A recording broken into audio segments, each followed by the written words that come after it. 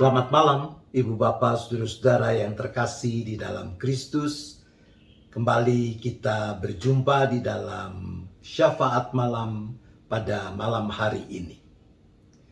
Ingat, kita akan mati. Itu tema di dalam persekutuan syafaat malam pada saat ini. Asoka adalah raja India yang menjadi pengikut Buddha. Raja ini memiliki seorang adik bernama Vitasoka. Pangeran Vitasoka hidupnya jauh dari hal-hal spiritual, jauh dari kesalehan. Ia sangat gemar berfoya-foya, mengumbar nafsu, memuaskan segala kenikmatan duniawi. Dan menjadi adik seorang raja memungkinkannya memperoleh kemudahan untuk bisa menikmati semua itu. Raja Asoka berpikir keras bagaimana bisa membuat adiknya memahami kebenaran dan bertobat. Suatu saat Raja Asoka memasang jebakan untuk Pangeran Vitasoka. Raja pergi ke tempat pemandian di taman istana. Raja sengaja membiarkan jubah dan mahkota kebesarannya tergeletak di atas bangku di luar. Ia sudah mengatur agar beberapa penasihat kepercayaannya mengajak Pangeran Vitasoka berjalan dan seolah tanpa sengaja melewati tempat pemandian itu. Ketika Pangeran Vitasoka dan para penasehat tiba di tempat itu, mereka melihat bagaimana jubah kebesaran raja dan mahkotanya tergeletak di atas bangku. Sambil menunjuk ke jubah raja itu, para penasehat berkata kepada Pangeran Vitasoka, "Kenapa pangeran tidak mencoba mengenakan jubah dan mahkota itu? Kita lihat apakah cocok untuk ukuran pangeran. Siapa tahu kalau suatu hari kelak kakak pangeran, baginda raja mangkat, maka pangeranlah yang akan menjadi raja. Ayo pangeran, cobalah. Tidak apa-apa kok." Awalnya, Pangeran Vitasoka tidak mau melakukannya. Dia tahu bahwa melakukan hal itu adalah pelanggaran hukum yang sangat serius. Namun pada akhirnya egonya mengalahkan akal sehatnya. Siapa sih yang tidak mau mengenakan jubah dan mahkota raja? Maka ia mengambil jubah itu dan mulai mengenakannya. Saat itulah, seperti yang sudah direncanakan, Raja Asoka keluar dari pemandian, menangkap basah Pangeran Vitasoka yang sedang mengenakan jubah raja. Raja bertanya, "Apa yang kau lakukan? Kau mau merebut tahta? Kau mau berkhianat?" Karena menurut hukum, apa yang dilakukan Pangeran Vitasoka adalah sebuah kejahatan besar, maka raja berkata, "Meskipun kau adalah adikku, aku harus menegakkan hukum tanpa pandang bulu. Hukuman bagi kejahatanmu adalah hukuman mati." Meski adiknya mati-matian minta ampun, raja berkeras dengan keputusannya.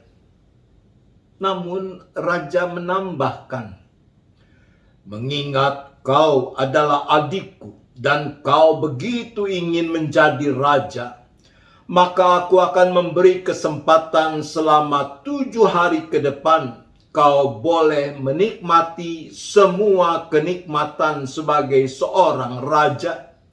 Kau boleh menikmati semua pelayanan yang diberikan kepada raja. Kau boleh minta disediakan makanan apapun, bahkan kau boleh tidur dengan selir-selirku. Tapi setelah itu, pada hari ke-8 kau akan dihukum mati.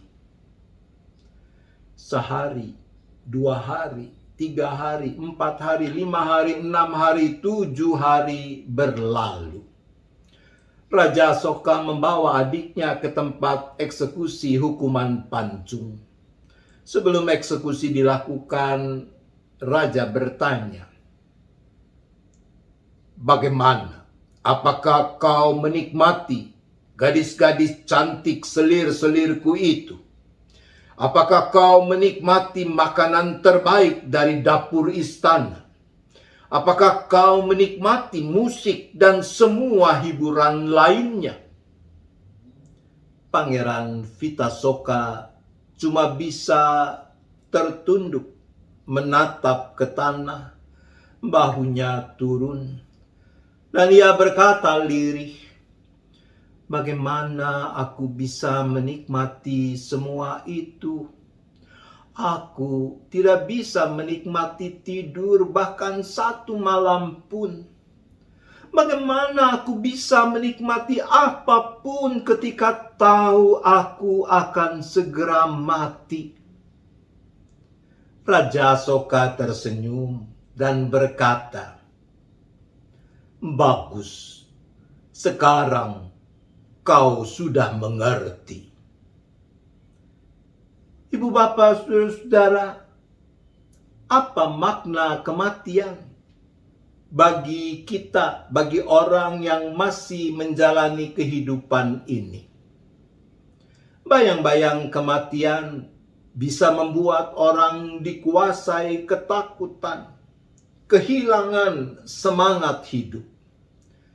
Bayang-bayang akan kematian dapat juga membuat orang menjadikan kehidupan sebagai kesempatan untuk memuaskan segala dorongan hawa nafsu duniawi dan jasmani. Mumpung masih hidup, mari puas-puaskan.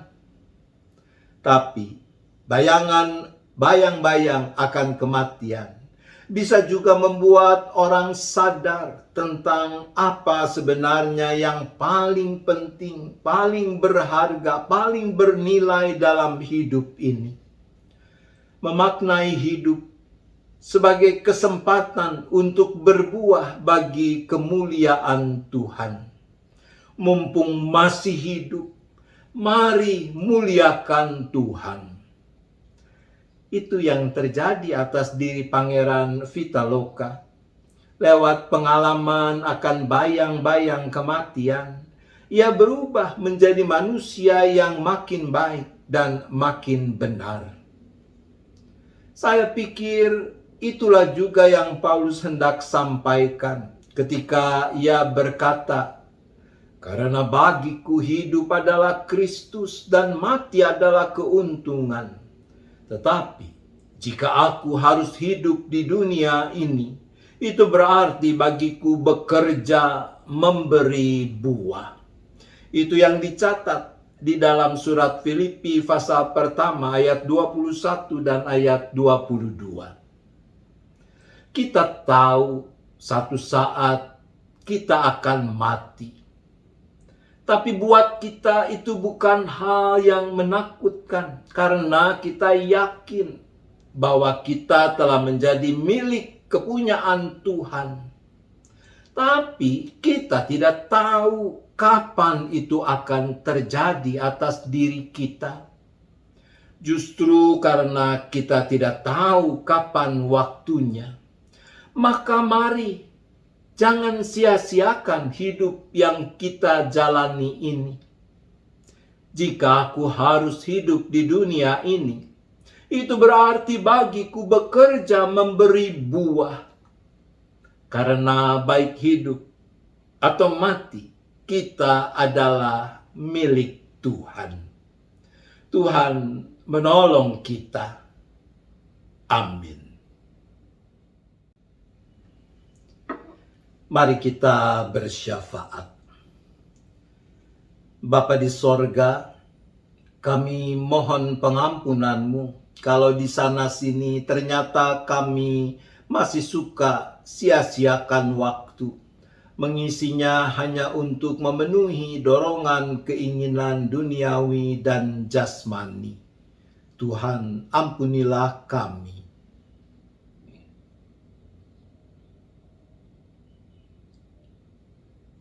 Maka kami mohon hikmat dan kekuatan yang daripada-Mu, agar kami makin mampu memaknai kehidupan dan kematian dengan benar, sehingga dapat mengisi masa hidup dengan apa yang memuliakan Tuhan. Tuhan, tolonglah kami.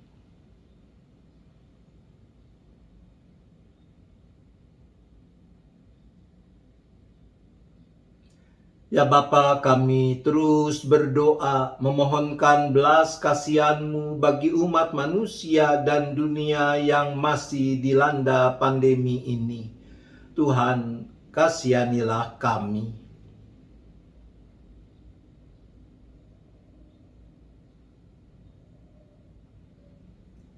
Ya Bapa, kami juga tetap memohonkan penyertaan-Mu bagi upaya pemerintah di negeri kami dalam memimpin bangsa ini mengatasi pandemi dengan berbagai dampaknya. Tuhan, tolonglah kami.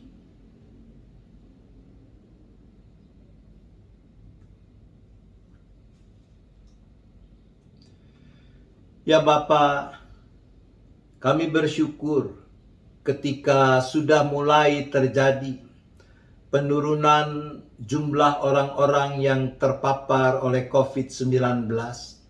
Tapi masih tetap ada begitu banyak orang yang harus menjalani perawatan, pengobatan. Kami berdoa bagi mereka, juga bagi para tenaga medis, para dokter, perawat, karyawan rumah sakit, petugas-petugas di lapangan. Bagi mereka semua kami berdoa.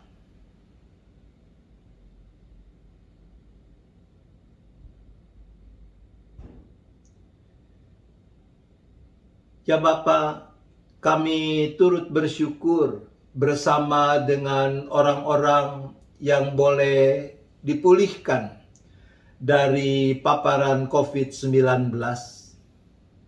Kami turut bersyukur untuk anugerah yang mereka boleh terima, dan biarlah kiranya Bapa berkenan terus sempurnakan upaya pemulihan kesehatan yang mereka perlukan. Ya Bapa, pada saat ini kami juga menyerahkan satu persatu para anggota jemaat, simpatisan yang masih bergumul dengan berbagai hal. Untuk keluarga Heri Mulya dan Foni yang masih ada di dalam kedukaan karena berpulangnya anak terkasih Nathaniel. Ya Tuhan, Engkaulah yang meneguhkan iman, pengharapan, penyerahan seisi keluarga ini, Saudara Heri, Foni, anak Yosua, dan juga keluarga besar. Di dalam semua ketidakmampuan memahami kenapa hal ini terjadi, biarlah mereka boleh tetap meyakini bahwa Tuhan tidak tinggalkan mereka. Kami serahkan para anggota dan simpatisan yang masih bergumul dengan rupa-rupa sakit penyakit. Mereka yang menghadapi persoalan karena masalah sumber penghidupan, pekerjaan, usaha. Tuhan, kiranya Engkau yang turut campur tangan untuk memampukan mereka menghadapi persoalan-persoalan itu tetap dengan berpengharapan. Dan Tuhan beri kepekaan supaya mereka juga dapat melihat kehadiran Tuhan, pertolongan Tuhan di dalam segala permasalahan yang mereka sedang hadapi itu. Bapa di sorga, kami menyerahkan juga gereja-Mu dengan berbagai kegiatan yang dilakukan, agar kiranya jemaat Tuhan boleh tetap menghadirkan kasih Allah dengan tulus dan sukacita menjadi berkat bagi orang-orang di sekelilingnya. Sebentar kami akan beristirahat, maka kami serahkan lagi seluruh keberadaan kami, seisi keluarga masing-masing, dimanapun kami berada. Tangan kasih Tuhan sajalah yang terus menopang, yang terus menaungi. Terima kasih ya Bapa. Ampuni dosa dan salah kami, agar tidak menghalangi kepenuhan anugerah-Mu. Kami memohon hanya di dalam nama Tuhan Yesus Kristus. Amin. Selamat malam, Ibu Bapak, Saudara-saudara yang terkasih. Selamat beristirahat. Tuhan tetap beserta kita.